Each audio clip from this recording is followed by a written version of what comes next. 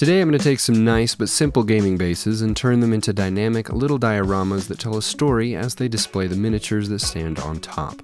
I decided to try some potentially risky painting choices on a few of these. Hopefully they turned out alright. I'll let you be the judge. I had fun with this one, and I hope you enjoy. Every time I get my hobby mat fully clean, it's always a little dirtier than what fully clean meant last time, which I'm sure is a good metaphor for something, I'm just not sure what. A couple weeks ago I did a similar project to this one using Gundam Assemble Minis, and I was inspired to do more. Unfortunately, there won't be any new Gundam Assemble Minis till next year, but luckily for us, there are plenty of other cool miniatures that I've been wanting to paint. These are from Star Wars Shatterpoint. So I've got to be honest, I'd love to get into playing Star Wars Shatterpoint, but I have too many other games to play right now and hobbies to attend to. But I wanted to be able to base and paint these, so I'm going to be shuffling these 8 miniatures into 2 sets of 4 and giving them away to 2 random people in the comments. All you have to do to enter that is put Star Wars Shatterpoint in your comment. I'll randomly select 2 winners in 2 weeks. I'll also include all the cards in case you want to play with them. And speaking of points that shatter, it's always a good idea to have a nice clean blade with a sharp point when starting a new project. After prepping my new blade, I used my fingers to rip the plastic off the boxes, after which I explored the contents. It was definitely a nice unboxing experience. It was pretty normal, probably nothing to write home about, but it was greatly improved by an inspirational quote that was on the back of one of the boxes. That was a joke, by the way. I don't actually think that was very inspirational, or one of Cad Bane's best quotes. Along with the runners containing the minis were some pop can ring runners, holding the bases. Between the 2 boxes, there were 2 identical bases per design, and while they are nicer than most standard gaming bases, I feel like we can get a little bit more mileage out of them with a little bit of work. And by mileage, I mean fun, because fun is a very important aspect of any hobby. In case you couldn't tell from just looking at them, these minis are following the trend of larger minis.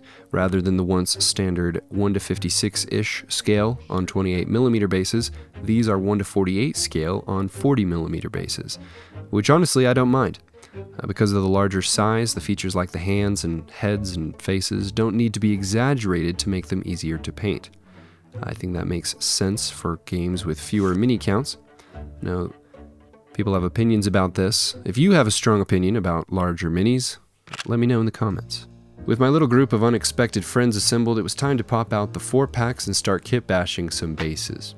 I broke out all the bits in all the bags and boxes to give myself as much creative ammunition as possible. The first base I decided to work on belonged to Bosk. One of the MVPs of quick and lightweight basing is of course corkboard.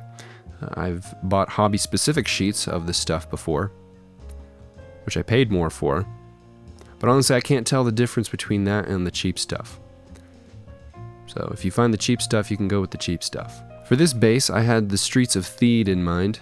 That's the capital of Naboo, in case you're not familiar. Used a sheet of cobblestones from Tamiya, which I cut out to match the shape of the upper street section, and the stones were pretty shallow, so I went back with a pencil to increase the depth between the pavers. After creating a bit of a transition between the upper and lower section, I glued our lizard man in place and then glued some detritus where one of Bosk's grenades had just caused a little bit of damage. Detritus is a funny word. I've always thought it was funny. It sounds like a condition you'd pick up if you were in Detroit. I don't know, it sounds funny every time I say it. Sorry if you're a huge fan of the word detritus or Detroit, please don't take that personally. The next base up was for Aura Singh. If you're not familiar with Aura, she was first seen watching the pod race in The Phantom Menace. After that, she was more developed as a character in the Clone Wars animated series. Anyway, for her, I thought she had a nice nimble pose, and she's often seen up high. So posing her on what could be like some little elevated platform or gantry seemed like the right move. For the beam, I used a piece of styrene, cut at a steep angle with some additional detailing. And Aura's feet were made to be resting flat on a surface, so in order for her pose to make more sense, I heated up her ankles and tipped her feet forward. That way, when I glued them to the beam, it looked a little bit more like it was supposed to be that way.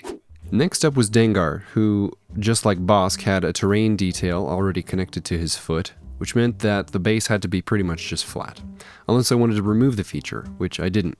It's a little cage for his captured monkey lizard.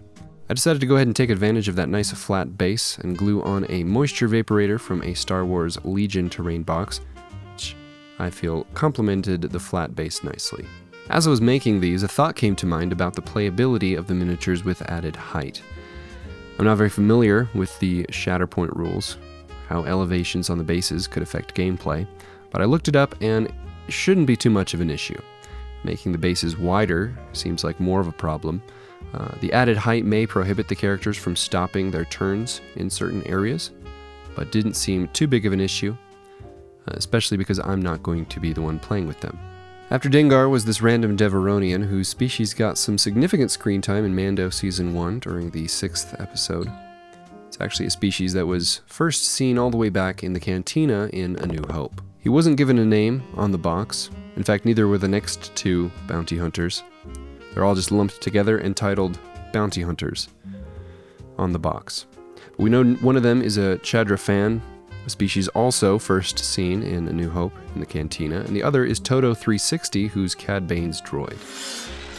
These two little knuckleheads are fairly small and sneaky, so I thought it would be fun to insinuate that sneakiness with a little drain pipe behind them that they are either just about to break into or they have just broken out of. I patched up the seams in the cork with some Vallejo mud paste, and after that, it was time to move on to my three favorite bounty hunters, starting with IG-88. For him, I repurposed an offcut from a previously used bit, and I melted the edges with a butane torch. I have a fun little paint effect that I'm going to try with this one. In addition to the melted wall, I carved up the corkboard and added more detritus. And I could have used the word debris rather than detritus, but it's kind of a bit now, so we've got to stick with it.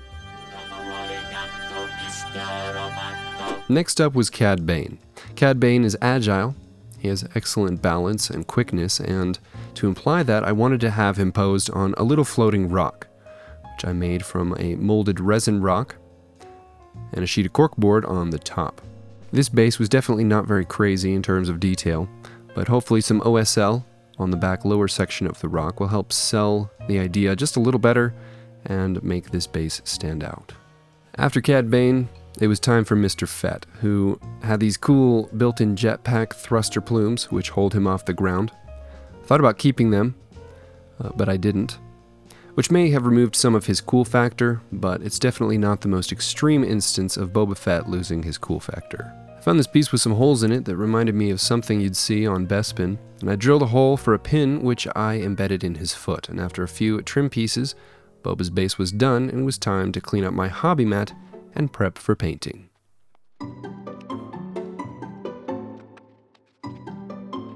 After looking over my little collection of extreme base makeovers, I broke out my dirtier hobby mat, which I don't have a problem getting paint on.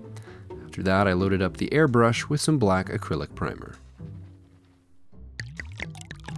All 8 of these miniatures got the exact same 3 first painting steps, and that was a coat of black primer, followed by a deep purple coat sprayed on the lower section of each character, and finally a coat of red blended onto the upper sections. It's kind of a take on a base coating method that I saw Ninjon use recently. I used an airbrush rather than a paintbrush, and I think I did miss out on something with the smoothness of the transition that the airbrush supplies. With all the shadow colors established, it was time to start building up the individual colors that differentiate the characters from one another. I tried to use as many of the same colors in the airbrush as possible as stepping stones, and it looks a little different from one mini to the next. For instance, the brown that I used as a shade color on Aura's jumpsuit is more of a mid-tone or highlight on Dengar or Cad Bane. Inversely, her skin, which is a base coat on her head, is a highlight on the pants of Cad Bane. Hopefully that makes a little bit of sense. Painting this way meant that not all of the colors I ended up with were screen accurate, but it did save me a lot of time. I also feel like I was able to be a little bit more creative and stylized with my paint job. I didn't want to just copy the box art. As nice as it is, I feel like I was able to do something that was more unique to me. As you can see here, aside from green and red, pretty much all the colors represented are shared by all the miniatures. But what happens from here will give all of the characters their own unique identity. Aside from some airbrushing, which I'll use to apply some OSL a little later on, from here on out, pretty much everything was done with a brush and the wet palette. Rather than moving from mini to mini, using whatever color was on my paintbrush, I focused on each mini all the way to completion. This gave me a better opportunity to really develop each of the unique colors properly. First mini was the Deveronian. I will go back and spice up his base a little bit more off camera later on. Next up was Bosk, who's supposed to have a much more yellow suit with pure white trim than I gave him. Well, we'll just say that he's been running around collecting bounties, and he hasn't had time to visit the dry cleaners. Most work clothes don't look pristine after you use them, after all. I did go back off camera and spice up Bosk's base a little bit with the airbrush, and after him it was time to move on to the little knuckleheads. There's really not much to say about the paint job on the Batman and IG-88, except they shared a lot of the same colors and maybe I should have diversified a little bit. After the little guys, it was Dengar, who wears what appears to be stormtrooper armor with just a brown oxide primer and no white gloss coat, which he wears over an off-white jumpsuit. It's a pretty cool look, in my opinion. He also has his little Kowakian monkey lizard in the box at his feet, which provides a nice accent contrasted against the rest of the paint job. Next up was Aura. I started painting the yellow highlights on the jumpsuit a little too early because I hadn't gone back and cleaned up the shoulders where the blue skin had oversprayed. After I did that, I moved back to the highlights, giving her skin an almost pure white highlight and a nice little halo on that ponytail. And again, I know it's getting embarrassing at this point, but I did not capture the OSL painting on this base on camera. I did, however, capture the OSL on the next base, which belonged to IG-88. While he is the same kind of droid, IG-88 should not be confused with IG-11, who is featured in The Mandalorian. And he's mostly just different shades of metal, and was pretty fun to paint. And speaking of fun, after getting the highlights to an acceptable place, I moved down to the base and I did something a little bit bold.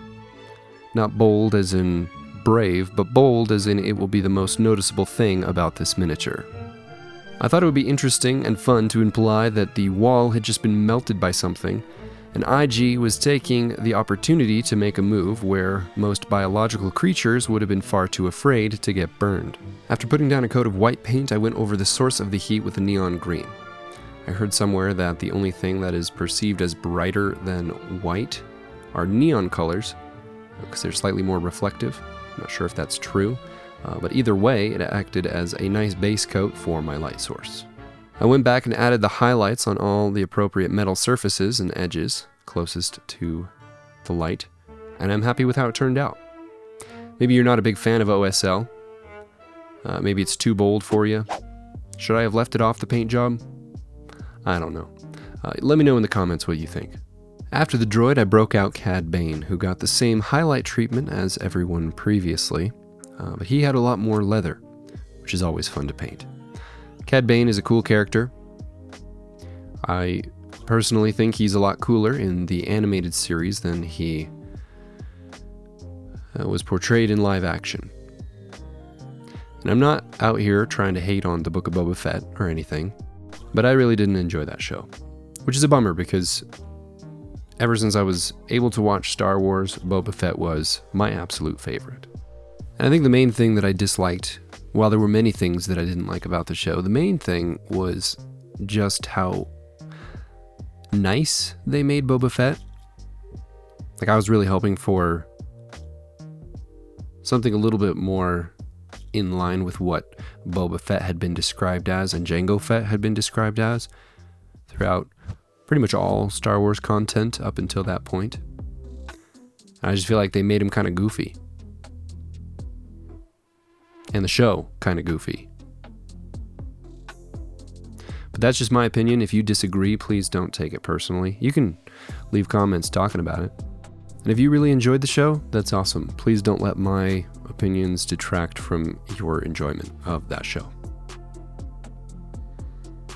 Don't let my opinions be the toothpaste to your orange juice. I don't know if that makes sense, but it made sense in my head.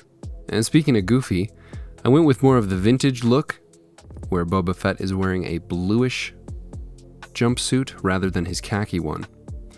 And I forgot that his helmet is also supposed to be a different color with the vintage look, so it's kind of a blend between the two. Like I said, goofy. I gave Boba's base a little bit of flair with the airbrush, and then off camera I painted all the OSL effects that I mentioned before, and then I painted all the rims of the bases with a matte black.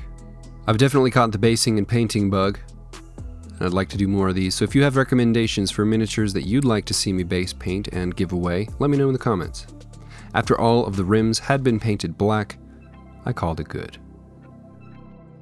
Before moving on to my final shots, please enjoy this fun collection of art projects created and submitted by my patrons.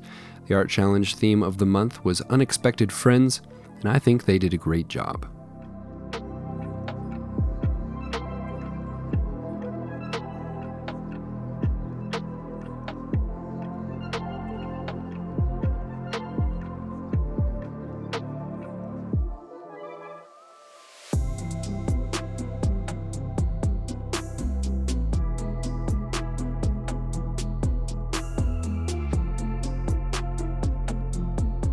Thanks again to all the patrons who participated last month.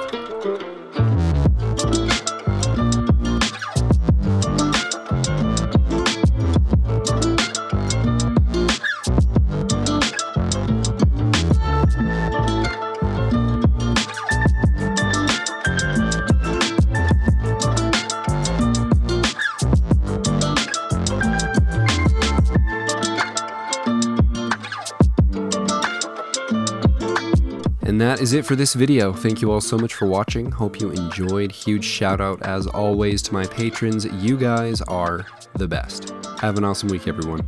I'll see you next time.